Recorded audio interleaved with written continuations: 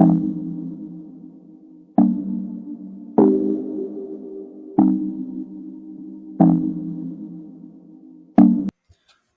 to the Study Prep Guys Chill Zone. We'll be looking at a full course on CSEC types of office layout presented by no other than the Study Prep Guys Chill Zone. Subscribe, hit the notification bell, and let's start.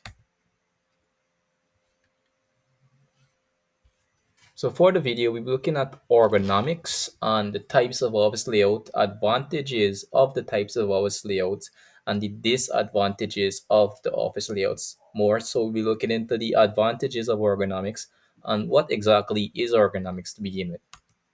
So ergonomics is basically changing the environment to suit people rather than people adapting to the environment. So it's basically changing the environment to make us feel comfortable.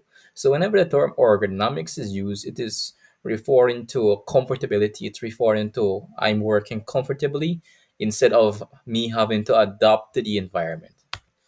Moving on, the advantages of ergonomics is very notable. So first of all, the environment is made safe and comfortable. That's like basically the main thing.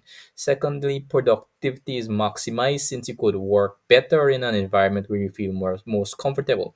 Stress levels reduce, quality of life is improved. People tend to be healthier, they feel more better generally. People can work comfortably for a longer period due to comfortability.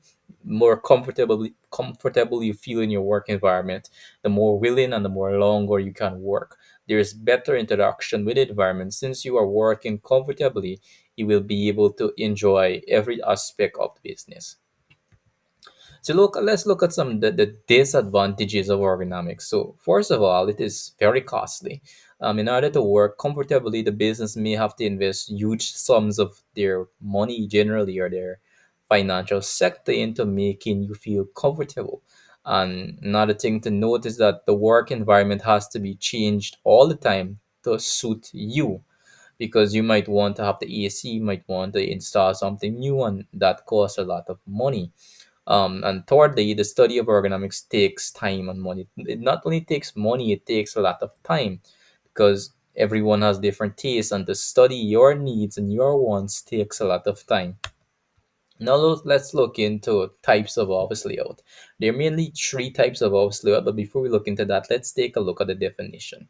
So office layout is a term used for the physical arrangement of the office where the office furniture and office equipment are placed. It is generally the format of how the office is, and there are mainly three types of office layouts: enclosed, private, or cellular office. You could just say enclosed office, private office, or cellular office. All three of these terms can you be used in any cases. It's still the same thing. We have the open plan or economy block office, and then we have the virtual office. To give you a general idea of what the enclosed office is, meaning that your work, this is usually for people who are in high standards and who usually are in their own places, their own office where they work privately.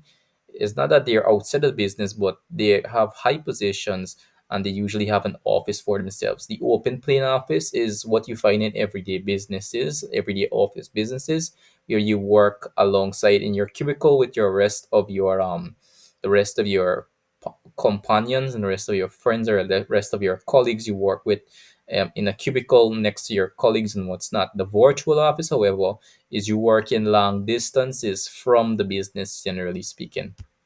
So let's look at some of the advantages of an enclosed private or cellular office. So first of all, it is suitable for top level official because of the privacy it provides. As I said before, only top level officials operate within the capacity of a private cellular enclosed office. And secondly, it provides a better work environment in comparison to like an open plan office. So visitors are not a cause of distractions to others. Since you're working by yourselves, you don't that is not really much of a distraction. Moving on, we have the disadvantages of an enclosed office, private or cellular office. So first of all, it provides little flexibility in the arrangement of office furniture. That usually has to stay where it is. It costs more than an open plan office due to ergonomics. Ergonomics comes a lot into play when we consider a cellular office. In case of emergency, help may not be immediately available. Since you're by yourself in your own office, no one might notice when you're sick, no one might notice if you got a heart attack and stuff like that. So that is one of the major disadvantage in this type of office. Moving on, let's look at the advantages of an open plan office. So first of all, it provides more flexibility for the arrangement of furniture and what's not. And secondly, encourage interaction of personnel. Since you are around your colleagues in a cubicle, you could interact with them better. And thirdly, it can accommodate greater number of staff in an enclosed area. In an area, it could provide a flexibility, and it could even open up spaces for a lot of staff members to work alongside each other together. Now let's look at the disadvantages of an open plan office. So first of all, it is not suitable for discussion of confidential matters. You cannot really say anything personal because everyone will hear you basically. It is bad for workers' health. You might not if somebody is contagious with a flu or something that is contagious, you may probably obtain it because like you're literally right next to them. And thirdly, it creates an impersonal space or impersonal atmosphere. You won't have the flexibility of staying in your own area where you feel comfortable. You have to work around people, and you have to make yourself comfortable or fit into the environment, even if the environment is not so pleasant at times, or it is generally not pleasant. You still have to fit in somehow. So let's look into the virtual office now. So on some of the as I said before, the virtual office is where you are working away from the business. It is where you work remotely away from the business. So first of all, less time is wasted on commuting. Since you are working probably at home, you won't have time to communicate with your workers, and that gives you time to actually work more. And that comes into time where there may be greater work productivity since you're not talking to anyone within the staff, or they're not making small talk to say. You have more time to work, and that could lead to greater work productivity. And work hours are flexible. You could work anytime you feel like. You could be very flexible with that. And some of the major disadvantages of the virtual office is greater self-discipline is required. Since no one will be supervising you generally, you have to take that mantle up for yourself. And secondly, there is much less team spirit. Since you're working by yourself, you won't have the flexibility of working with a team. And thirdly, opportunities for mentoring are absent. You won't have someone to always be telling you what you have to do, and you may miss some mentoring opportunities, generally speaking, in this case.